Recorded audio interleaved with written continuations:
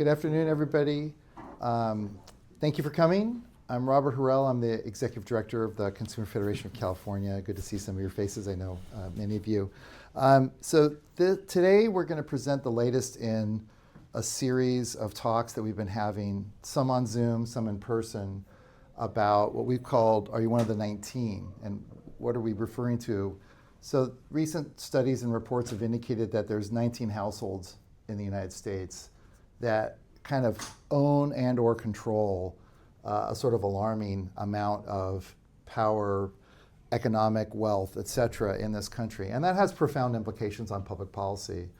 And the last time you would see this level of centralization or inequality really goes back a bit more than 100 years to the Gilded Age.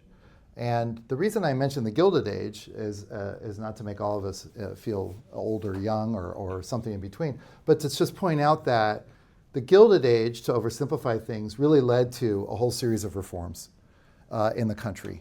The creation of the Securities and Exchange Commission. One could argue that some of the reforms coming out of the Gilded Age, directly contributed to then what became the New Deal in the 30s. So a whole number of things that we've created in this country to try to protect were created coming out of that era. And now we're facing, I think, some serious policy choices similarly situated. So that's why today we have Professor Mordecai Kurz with Stanford University, who is about to drop in a couple of weeks, I think, Professor, a new book called Private Power and Democracy's Decline. He's also written extensively. His bio is so extensive, I'd spend the whole hour just talking about all the things he's done. But the thread through almost all his work has been about market power, monopolization, and things like that. Now, thank you for coming. When you signed in, next to it, there was a little summary of the things that Consumer Federation of California is working on this year, some of which you're familiar with. Probably the most connected directly to today's talk is a bill by Majority Leader Aguirre Curry, AB 1776, the Compete Act, where we are one of the co-sponsors of that bill, along with a number of labor organizations, other consumer groups, tech equity, many others, and also a number of small business organizations. And that's important to remember, because when we talk about business and small business, they oftentimes are the first victims, if you will, of market power and concentration in a market. So you see what we're working on. There's also, a sort of essay that Professor Kurz wrote to talk about kind of drawing the threads through, and obviously he'll touch on it in his remarks. So he's about to drop a book, but they're not doing a traditional book tour with lots of traveling. So they told us that this is the only kind of out, non-Zoom digital book event that he's doing. So we should feel very fortunate on that. So without further ado, what I'll do is I'll turn it over to Professor Kurz, who will kind of walk through some of his thoughts and the history of his work. And then at the end, we'll do some Q&A. Without further ado, let me hand it over and thank again Professor Kurz for coming today. Well, thank you for inviting me. Thank you. Since this is this room reminds me of a university room seminar, I would like to conduct it as a university seminar. You can ask questions anytime you want. Raise your hand. If you don't like what I have to say, want to challenge that, go ahead. Let's have an argument. So what I want to talk about the heart and soul of antitrust. And then I'll talk a little bit about how technology is related to that. So in 1890, after the passage of the Sherman Antitrust Act, Senator Sherman stood up and said, "Let me tell you what this thing is all about." And that's what he said. And you can check me, because it's in the record. "If we will not endure the king as a political power, we should not endure a king over the production, transportation, and sale of any of the necessities of life. If we would not submit to an emperor, we should not submit to an autocrat of trade, with power to prevent competition and to fix the price of any commodity." It's a pretty strong statement about power. it's a statement that says we want to prevent somebody to have power over you. You are free people. You are free to have equal opportunities, and you should not be dominated by anybody. It's a statement about power. But when they tried to put it into an act, they didn't know how to translate the word power into an act. So they had to fall back on this idea. They said to themselves, what is the model that we have in mind? So the model they had in mind was the model of two businessmen conspiring in a smoke room to fix prices. So the idea is conspiracy is really the model behind their thinking. Therefore, they adopted the concept of restraint of trade. So the Sherman antitrust law says it's illegal to restrain trade. That fact put antitrust into a quandary for 100 years. Now why?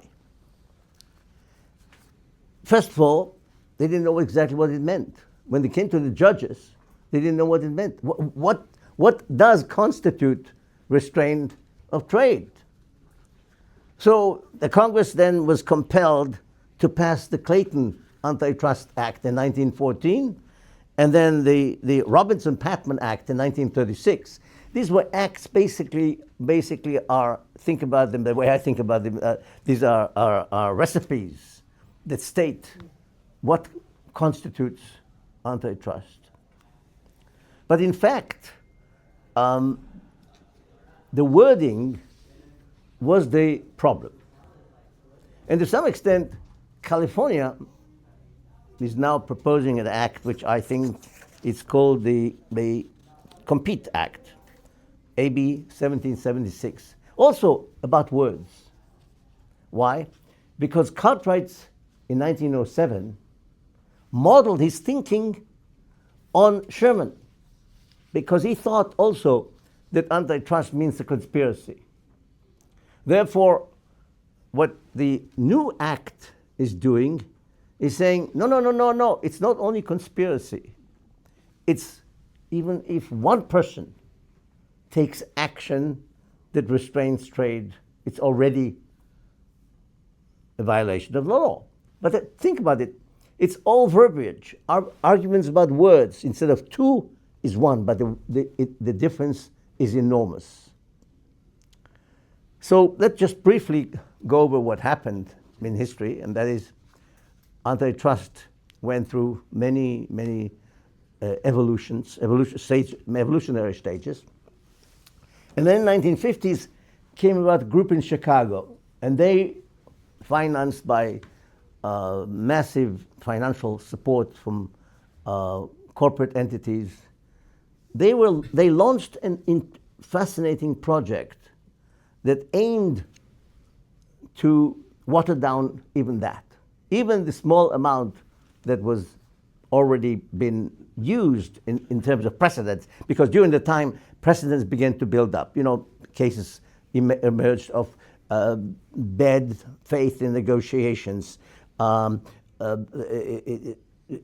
lowering prices in order to lead your competitor to bankruptcy, or suppressing the information, or suppressing the work of your competitors. There are many, the number of possible ways you can violate a normal, free, equal opportunity situation and translate it into some situation that gives you an advantage. There are many possibilities. So Chicago sought a way of finding a simplification for it. And they came across, there are several papers there that I can't get into details, and many of their papers actually end up in Supreme Court cases. But ultimately, the person who succeeded most was Robert Bork. Robert Bork in 1978 wrote a book called The Paradox of Antitrust, the Antitrust Paradox. And he said, monopoly at the end is somebody who increases price. And therefore, consumer welfare is the only thing that matters.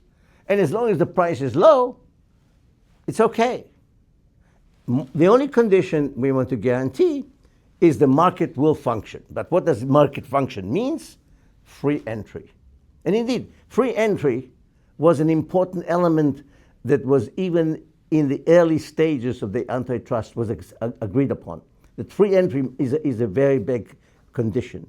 So free entry, says Chicago, and low prices is enough.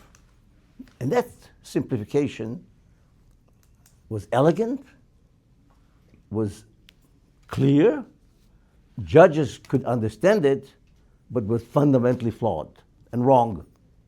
And it is to some extent, the rest of my talk will be about why it is wrong and why we are today where we are. So,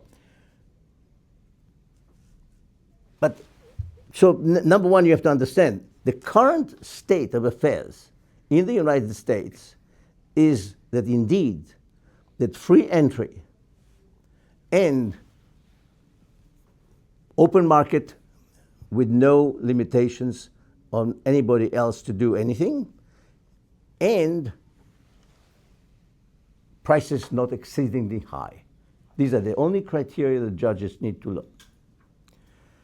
My own research shows that, in fact, the most important source of monopoly power today in America is technology. Now, how does it work? Let me try to briefly give you a summary of a book of mine, the previous. There are two books in mine. One, this is the new one. The previous one dealt with this question that I'm now addressing, is how technology is being used to create monopoly power. So a person invents something. At the moment that invention comes about, there's a patent, and there are property rights. So a technology is privately owned technology.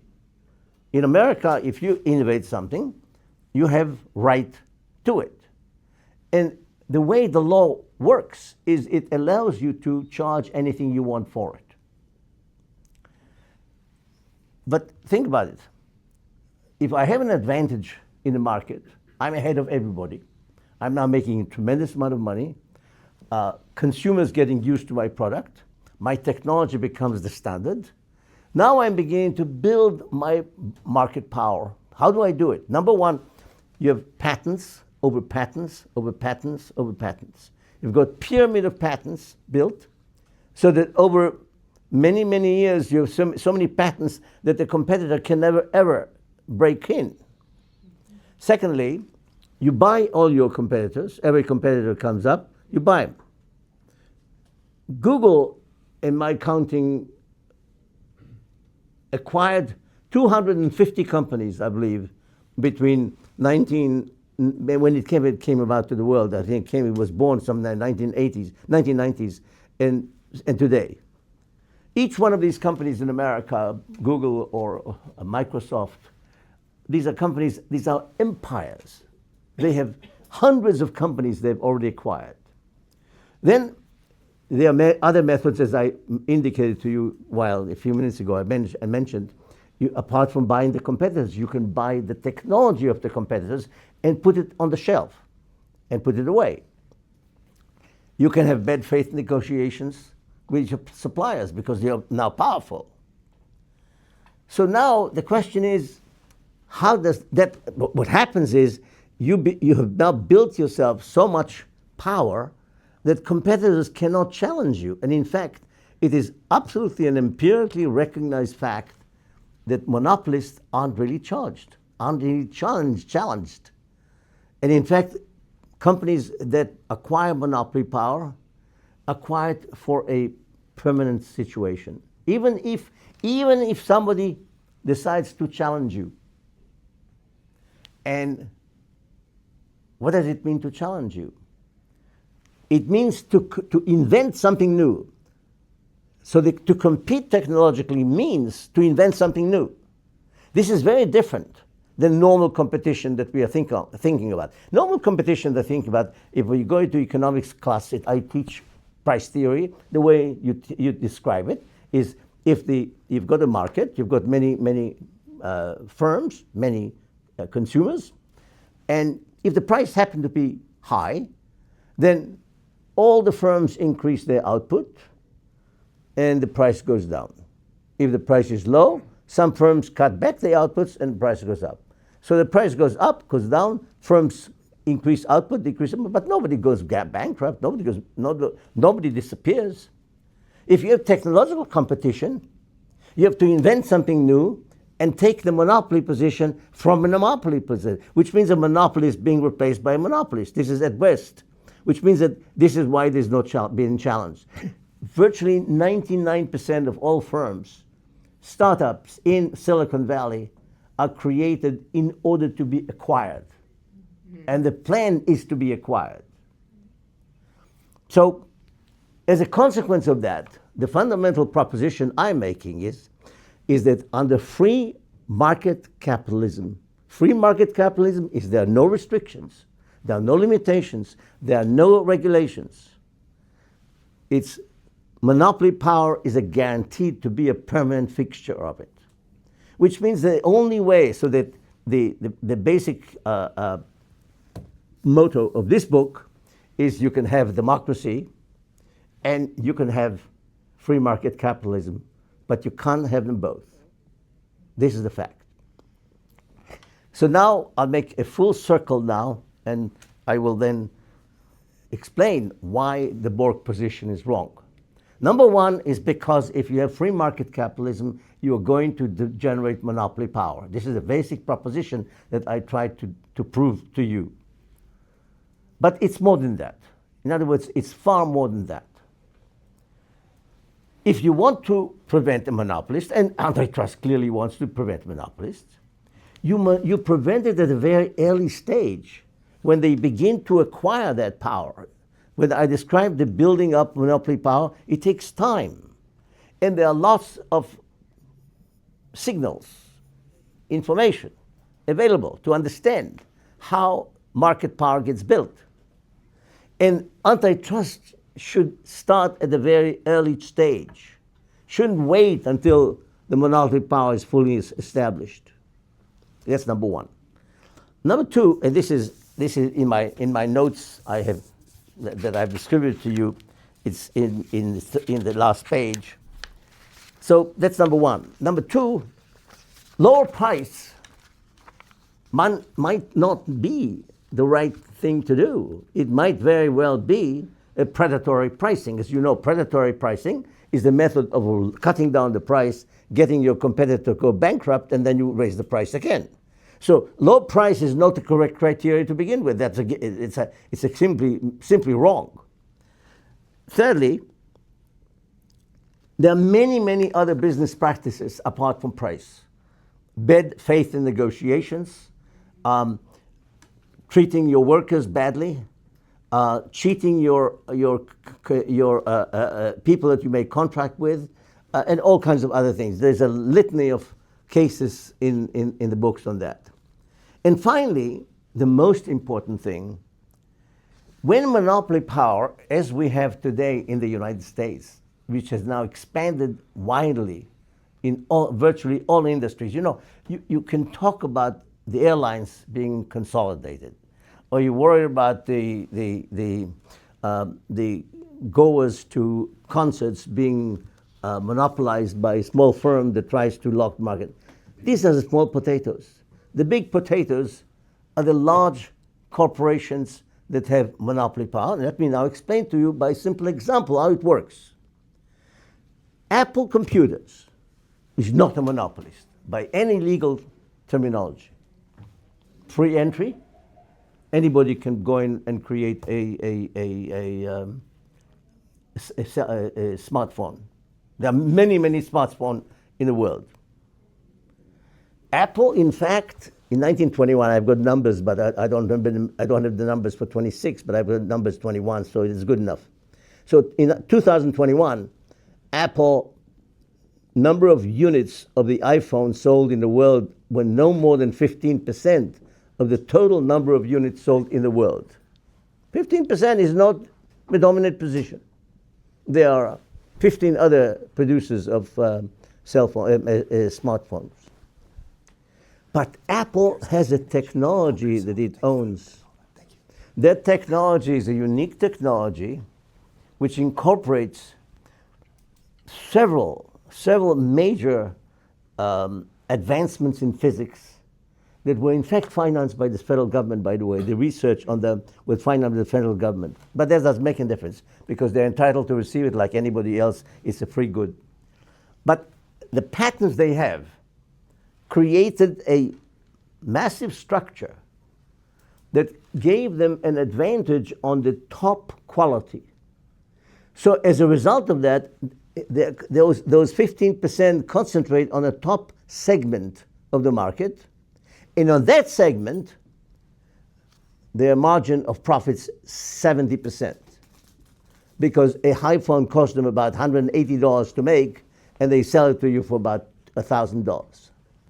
And that is monopoly profits. I estimated that the total monopoly wealth was created between 1980, when free market capitalism was brought to the United States again, and 2019, this is the number I have up to that time, the total amount of monopoly wealth created this way is $25 trillion. And that's 2019. Ever since then, OpenAI and NVIDIA, Broadcom, and a few other of the companies, I can easily count another $6 trillion. I wouldn't be surprised if we are close to $35 trillion that was created by this monopoly power. And that monopoly power, and I'm talking about the last item where I disagree with Bork, okay? So when you have so much monopoly power around, you create inequality, you create division in society, and you put democracy in danger. All of that was not in Bork. But the Cartwright Act, revised, opens the door to challenging monopoly power on its own without seeking a conspiracy. Because in the example of Apple, you've got monopoly power by my definition, but not by the legal definition. By my definition, Apple Computer is a monopolist on the top segment using the technology they have. And using that technology, they also have another absolutely unbelievable monopoly power by creating this Apple Shop. What is Apple Shop? It's unbelievable. Think about it. Supposing you were supposed to pay $50 to General Motors for every tire you bought. Think about it. You're buying a tire company, and now you have to pay a fee, $50, to General Motors because you're driving a General Motors car. What's the connection between the car and the tire? The tire is a tire, car is a car. So the apps, they are the apps, and the telephone is the telephone. Why are they all connected? Who the hell gives Apple the right to take monopoly power from everybody who has an app? Think about it this way. It's amazing. So the act in California opens the door to challenge monopoly power on its own without thinking about conspiracy. There's no conspiracy. Apple has no conspiracy with anybody. They're acting on their own. I'm done. 25 minutes, yes? Even less than that. So, well, open the door for discussion. Challenge me. For one quick note, thank you, Professor. And we do want active questions and active engagement, especially with a group this size. We want it to be more of a back and forth. So please don't be shy.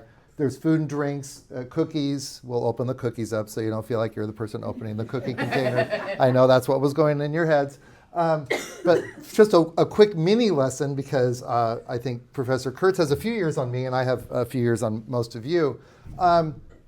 Robert Bork was nominated for the U.S. Supreme Court under, let's see, Reagan. Reagan, yes. Reagan nominated him in the 80s. And what was important about that process was it was the first time in modern history in that way that a Supreme Court nomination had become so controversial. It was extremely controversial. His writings were really poured through, including his writings on antitrust and many other issues. And of course, many of the issues of that day, some of which are still the issues of today, since we've gone back and forth on some of them, came up. Ultimately, he was defeated by the Senate Judiciary Committee, Right. and did not go to the Supreme Court. I can, without going into too much detail, draw a through line from that battle over the Bork nomination all the way through to what you see now with the 6-3 conservative supermajority on the Supreme Court. The way that someone is vetted, someone is nominated, the way that it almost becomes a full-blown campaign. To me, Brett Kavanaugh, and I'm not judging him, his legal mind positively or negatively, just the way that that campaign transpired, information positive, negative, all goes back really at some level to Robert Bork. And it's a part of his legacy. Bork passed away a number of years ago.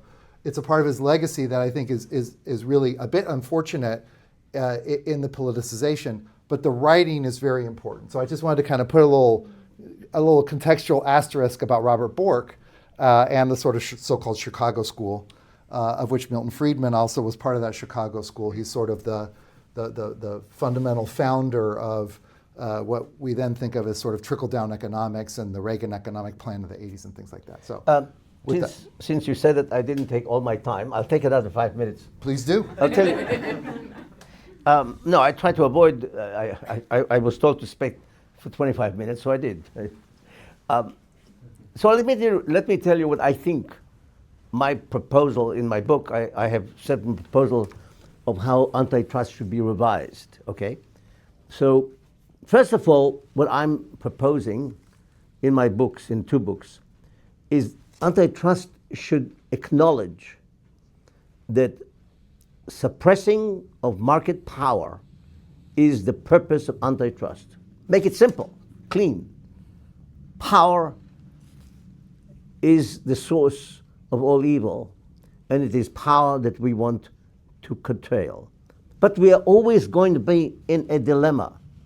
Democracy will therefore be in a dilemma. Therefore, it ultimately comes down to a question of balance.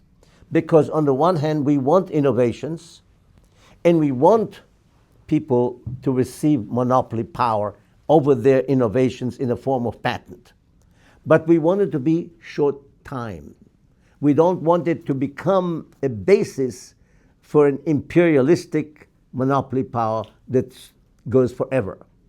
Which means that the whole strategy of antitrust must be based on a shortcut. Number 1, revise patent law. All kinds of nonsensical things are being patented too easy. There are millions of patents done stupid and idiotic, and they only cause litigations. In fact, there are people who are called trolls, patent trolls, who buy patents just to litigate it. So number 1, we want to cut the number of patents. Number 2, secondly, and more important, it is the pyramiding aspect of the patents. I'll give you an example. A drug that you buy, there's a patent on the drug.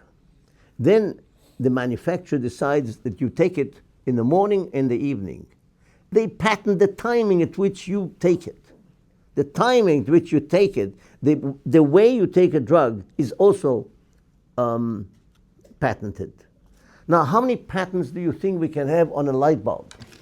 There are 25 patents on light bulbs, on the material, on each aspect of the material.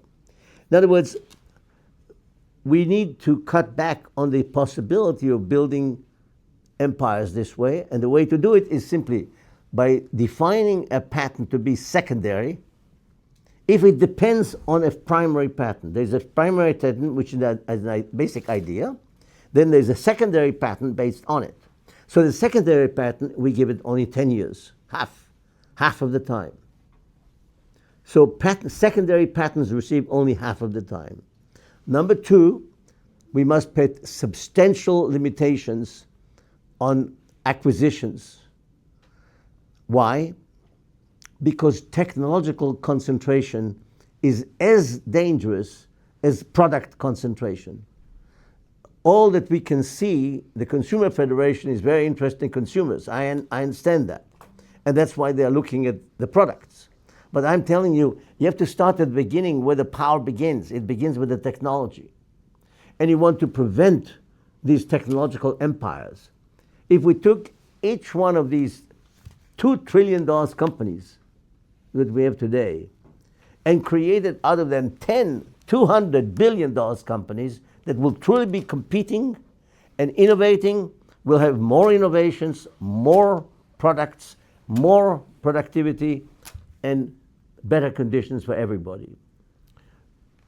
Thirdly, we have to put some severe restrictions on the ability to purchase patents. In other words, if you purchase a patent because you're acquiring your patents, when you take one person have the same patent, you've got two patents on something, and one person owns both, is much more power than the two patents are separate people. Therefore, we should also prevent purchase of patents as well. So that I believe that antitrust also has to impose taxation on corporations, because corporate income being used as a vehicle for acquisitions and building monopoly power as well. And therefore, the fact that corporate income is not taxed high enough, moreover, that capital gains are not taxed high enough, enables sources of finance to these monopoly powers. Therefore, I'm in favor of increasing the corporate tax rate and the personal tax rate to a 65%. This is a whole package, but I thought that I will use 5 minutes of my extra time to talk about that. But you can challenge me, please. I said some pretty drastic things today. Yes, go ahead. I'm just interested in terms of patents. Do you think that the issue is that there are often patents that are like non-innovative? So for instance, like with a drug, if a company's allowed to have a patent on a drug for a certain number of years, they may like re-patent it, but for something that they're not actually really changing it, they may change, like, I'm trying to think of like an example of like with a Dexcom for like diabetes, like maybe they change the needle slightly, but there's not actually innovation happening, but they're able to like re-patent it. Do you think that? But that's exactly what I mean by a secondary patent. Okay. A secondary patent is exactly the example you gave. You already have the drug, but you change a needle. The needle is a secondary patent. Okay. And I want it to be only for half the time. Okay. The only way I can do, I want them to produce good needles. And if they want to have some profits with it, that's great. But, just reasonable. And let me just put it this way. During periods in which we allowed free market competition from 1980, this was basically the Reagan period, as I described, the amount of monopoly power, monopoly wealth that was created. But we had a whole half a century before that, between 1930 and 1980, in which antitrust was very active, and patents were issued, and income tax was 92%. And personal income tax and corporate income tax was 45%, and America did very well. We survived it very well. So, yeah, you're going to ask? No, did you raise your hand? No? No. I'm nodding. Yeah, go ahead. Under the Biden administration, I know Lena Khan was very motivated to prevent. I can't hear you. Can you speak up? During the Biden administration, I know Lena Khan at the FTC was really motivated to prevent the growth of monopoly power. How would you rate their success at unwinding or limiting? They were not very successful. Okay. And why? Because the law itself is defective. Okay. And the law itself is defective, as I analyzed, and the courts have accepted a fallacious theory to a basis for antitrust. As a result of that, since 1980, we haven't had any antitrust. In other words, the courts are operating a theory which is fallacious. This is the Borg theory is still there. I told you. This is still the fact is dominated U.S. Courts. So it's very difficult now to bring case with the kind of record and the kind of attitude the Supreme Court has. This is why I'm in favor of changing the law. This is why this proposed changed law in California is so important. Yeah. So this is a good menu of options for preventing monopolies, but what do we now do in our current moment to like basically unmonopolize? Is it just as simple as like splitting them up and? You ask me to do something impossible? I can't do anything without the law. So if like in a perfect world you could change, tweak this and tweak that, how do we split up Ticketmaster? I don't think you can do it by tweaking. The Cartwright, the changing of the Cartwright Act is not a tweak. It's a major change because it deviates. It essentially says the whole notion of conspiracy, forget it. That's not it. There's something else going on. It's the ability of a firm to build its own monopoly power on its own. It doesn't need a conspiracy. Apple doesn't need any conspiracy with anybody. So once we throw away this, we are free to begin to think about something new. But without change of the federal antitrust law, there will be no change. I think that we need a new president. That's what we need. I think I'm suggesting hopefully there's an avenue. I don't know what the federal laws are, but there's a way to look at the market right now and try to, I don't know, split them up. Okay, so all right, let me say one thing. There's one item in the Sherman antitrust law which has been ignored. And if you read the law, it has 3 items. And one item deals with monopolistic behavior, which is monopolistic. In other words, anti-competitive behavior. Lina Khan's argument against Amazon was based on that, on the idea that exploiting one aspect of the antitrust law that was not used very much up to that time. Now, I'm not a lawyer, and I don't want to get into an argument about legalities because, to me, the fine points here are minimal. But lawyers have claimed that you can do a lot of antitrust by looking at behavior. Don't ask, was there conspiracy or whatever it was. Look at the behavior of the firm. If the firm acts in a way that is clearly monopolistic and clearly it impedes trade somehow by bad faith negotiations or whatever other application. This opens the application. This is every judge can decide for himself whether something a firm did impedes trade. So this item is still open. This avenue is still open. This is how the cases against Google was won. There was a case against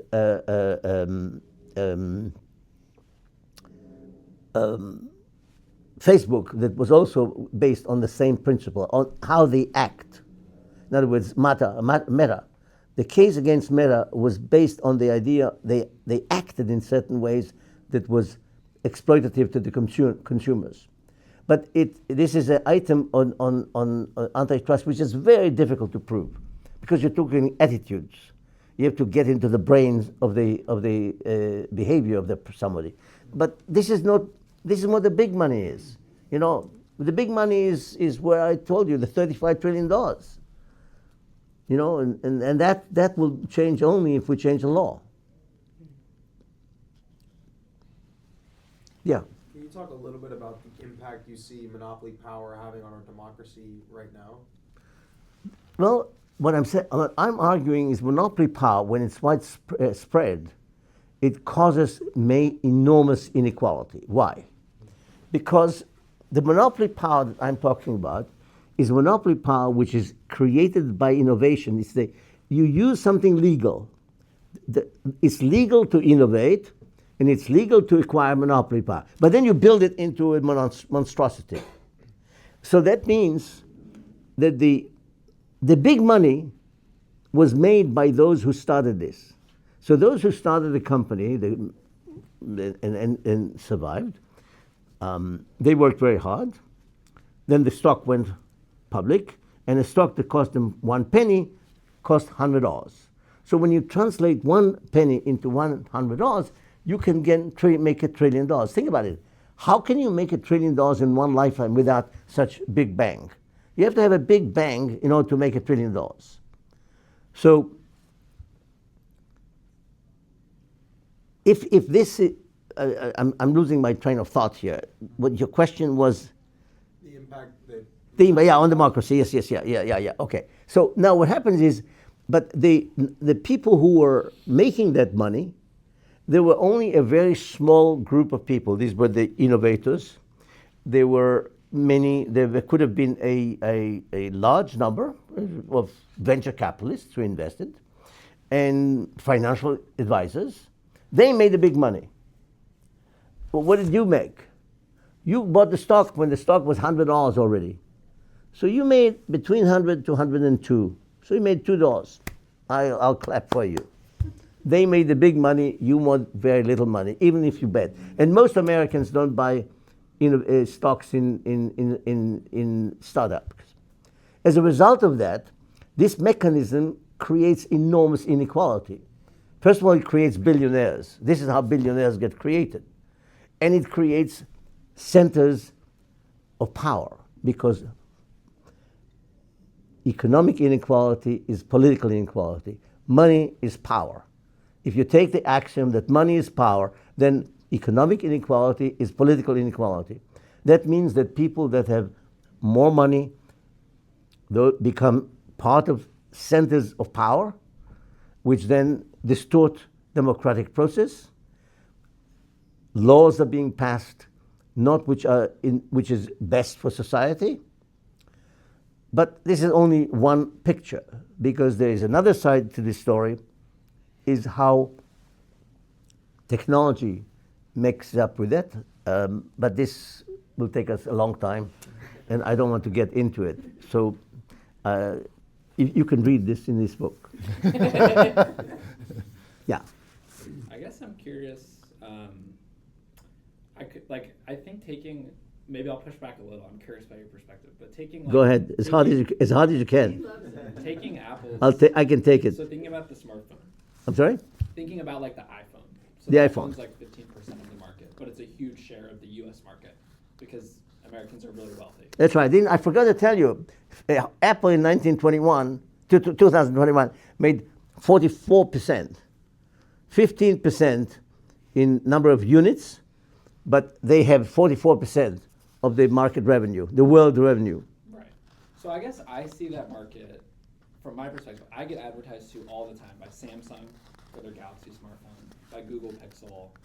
I know people that own those phones. They're not nearly as popular as an iPhone, but they exist, and in my mind there's like an active market for all these different phones. I do think that Apple does lots of things like their App Store, the deals they have with Google, things along those lines. Like, I'm less sympathetic in those cases, but I do wonder, like, I guess I like my iPhone.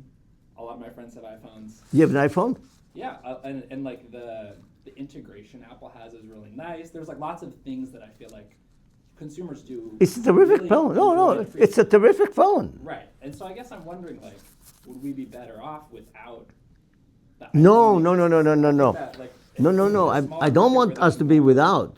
Right, but in a smaller market where there's more competitors, or say like there's more competitors, and they each have less market share, like would we have an iPhone, for example? Like I guess different markets are different. I think when I think about the smartphone market, I guess I'm less convinced. Like I often feel like people are speaking with their pockets, right? And they're saying like, this phone is worth this much to me, and I get a lot of benefits from this phone. So I think the ultimate question is like,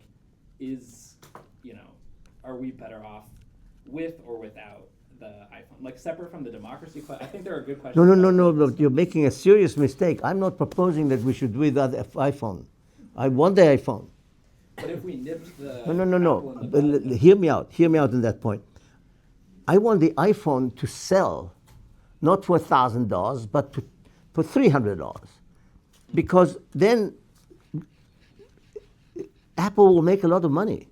It won't make as much as today, But it will make a lot of money if it sells at margin for something that cost them $190. They sell it for $300, maybe $400. Some price between $1,000 and $190 is much better for the consumers. So what I want is Apple to do what they're doing, make a lot of money, but not as much as they're making now. Apple is a company today worth $4.5 trillion. $4 trillion. Think about it. It's a gigantic enterprise. How could you ever accumulate so much wealth in one's lifetime? Only by having a monopoly power. There's no other way. So the issue is, every time when we consumers buy something, we're happy with it because we bought it. We bought it because we are happy with it. So what I'm saying to you is there are a lot of people who would like to have an iPhone, they can't afford it. There are lots of people who deserve to have an iPhone, they can't afford it because it's too expensive. I'm not against them innovating. I want them to innovate, but I don't want them to have as much power and as much profit as they have. As I said to you again and again, it's a matter of degree. It's a matter of balance. Capitalism and democracy have to be in balance. Profits and cost have to be in balance. There's no need. What I'm against is the excessive power. The excessive power corrupts. So the issue is not whether we have it. It's the issue is how much power and wealth is it awarded for this discovery.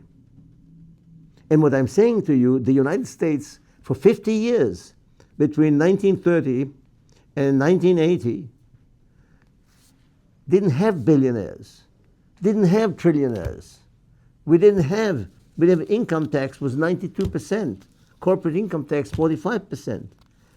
Antitrust was very active, and we became the world champions. We did very well. So I don't want you to not have the phone. By God, I want you to have everything and anything good in life. But I want you to be able to maybe take a trip to Europe too. No, that makes sense. I just wonder if our antitrust policies. No, don't misunderstand me. I'm a capitalist. Yeah. I'm a capitalist, but I want capitalism that works with democracy. Yes, please. Just a very quick question. Yeah. Just Make it piggybacking on long. what you were saying, in terms of the Apple smartphone, if they were to really charge their true cost of how much it costs to make an iPhone, are you also making the argument that it shouldn't affect employment and the types of jobs that they're giving? I'm not sure that I answered your question, but a monopolist restricts outputs. Therefore, the number of iPhones being produced are too small because the price is too high. So obviously, if they were producing more, there will be more labor employment and more capital employment, and the wages will be higher. And everybody's standard of living will be higher. Is that what you meant? I don't understand. Yeah, I see what you're saying, yeah. Am I getting it right? Yeah, yeah, that's a fair point. No, speak up, No, don't worry. That's a fair point, because I didn't take in consideration that when they do charge their true cost, there will be more people buying the smartphones, therefore they will still be able to employ as many people as they do currently. I just thought that if they're bringing in less revenue because they're charging less, that means that they would have to. They might be less revenue, yes, but they will produce more phones. But they'll produce more phones. So Yes, and there will be more workers working, more people having jobs, Right, so and more people going to Europe for a trip. Yeah, so it balances out. Yeah. Okay, I see what you're saying. Yeah, Thank you. Yeah, Lisa. yeah, go ahead. I was interested, you were connecting antitrust with taxing these guys. I say guys, they are mostly guys, I think. Because antitrust How, is a way of preventing the accumulation of power. okay, And one way of preventing the accumulation of power is taking it. And money is power. So here's the equation. You have too much money, you've got too much power, and I want out of it. More money, more power.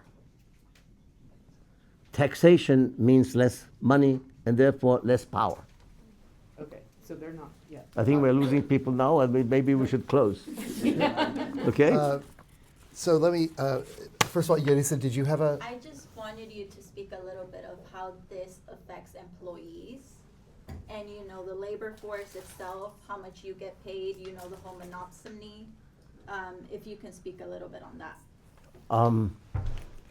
Well, what I'm trying to say is that it's part of what the answer I gave this gentleman. Mm-hmm.